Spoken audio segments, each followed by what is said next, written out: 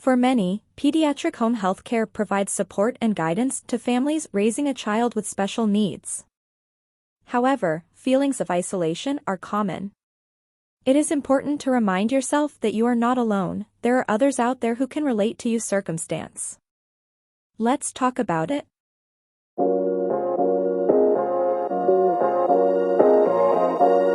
I used to have very high self-esteem and was very secure about who I was as a person and as a parent. I've always thought very highly of myself, raising two great boys. Not in a narcissistic, arrogant manner, but I was proud of my career in the military, as a good person, as a good and empathetic person. Most importantly, as a mother. However, that all changed when I received custody of my nieces. At 7 and 9 years old, who came from a broken home of neglect, drugs, and domestic abuse, I thought I was going to conquer this mission of being their guardian because I believed I was the one for the job. However, I somehow lied to myself. I could not believe how naive I was. I could not believe I stepped in on faith and arrogance, and was left insecure and afraid. Raising children with mental health disabilities is one of the most challenging forms of life tests I have ever had to face. Handling their fears, anxieties, rebelliousness, sadness, anger, and I continued to feel as if I was failing those tests, and failure is not my forte. MayoClinic.org defines self-esteem as your overall opinion of yourself, how you feel about your abilities and limitations. When you have healthy self-esteem, you feel good about yourself and see yourself as deserving the respect of others. When you have low self-esteem, you put little value on your opinions and ideas.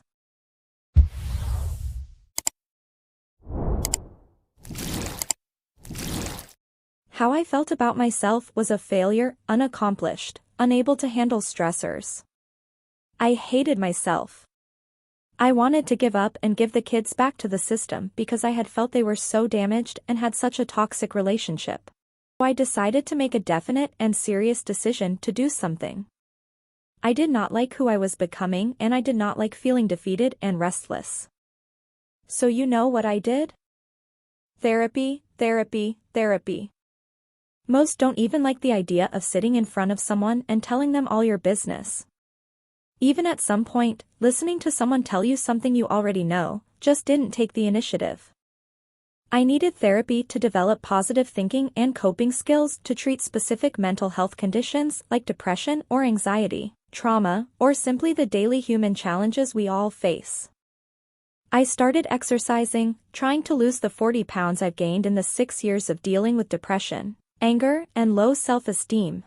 I also decided to further my education by going back to college and getting my bachelor's. I decided to make a definite and serious decision to do something. Trust me, it hasn't been easy. There were many days where I had to start on day one.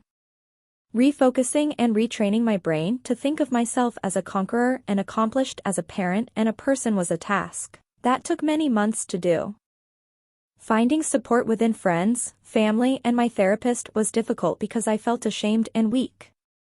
Raising children with disabilities is one of those things not all people can do. If you're doing it, be proud of yourself. You're doing what most can't or won't do. If you feel you can't do it, that is also okay. Your health, emotional, mental, or physical, should be your number one focus. Do what's best for yourself, regardless what that may be, because you can't raise a child to be strong and healthy if you're not that as well. Here are some support groups to look into if you're battling raising a child with disabilities. Mommies of Miracles. The mission of Mommies of Miracles is to eliminate the isolation mothers of children with complex medical needs experience daily, by providing an extended network of resources, grief support, and hope. Different Dream. Different Dream defines themselves as a gathering place for parents of special needs children. Their website provides resources and literature, with a blog that addresses what parents of special needs children often encounter. 5 Minutes for Special Needs.